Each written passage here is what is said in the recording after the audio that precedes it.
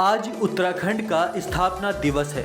उत्तराखंड राज्य ने 23 वर्षों की यात्रा में उपलब्धियों के कई मुकाम हासिल किए हैं। जानकारों का मानना है कि कुदरत साथ देती तो तरक्की की मंजिलें और करीब होती।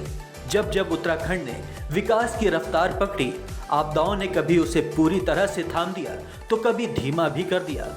फिर भी आय के सीमित संसाधनों और कोरोना महामारी की चुनौती के बावजूद राज्य ने तरक्की के कई मुकाम हासिल किए। इन 23 सालों में राज्य ने काफी कुछ पाया, लेकिन अभी बहुत कुछ हासिल करना बाकी है।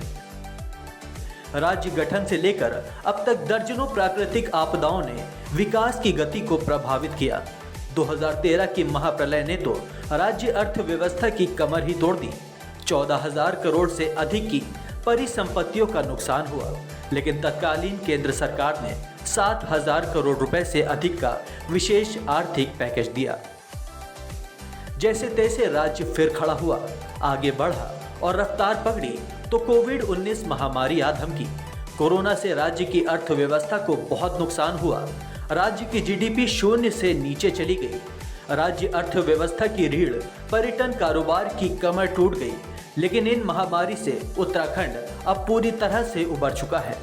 युवा मुख्यमंत्री पुष्कर सिंह धामी साल 2025 तक राज्य को देश के अग्रणी राज्यों की पंक्ति में खड़ा होने का सपना देख रहे हैं।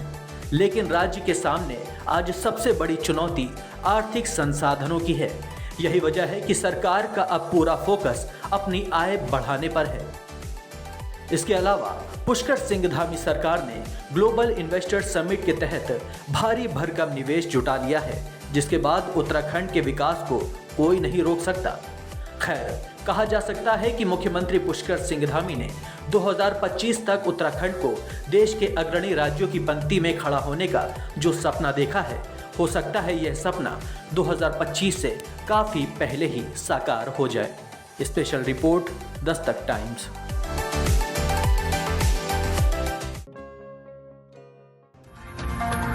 ताज़ा तरीन खबरों के लिए सब्सक्राइब करना ना भूलें दस्तक टाइम्स। बेल आइकन दबाकर पाएं देश विदेश की लेटेस्ट खबरों की नोटिफिकेशन।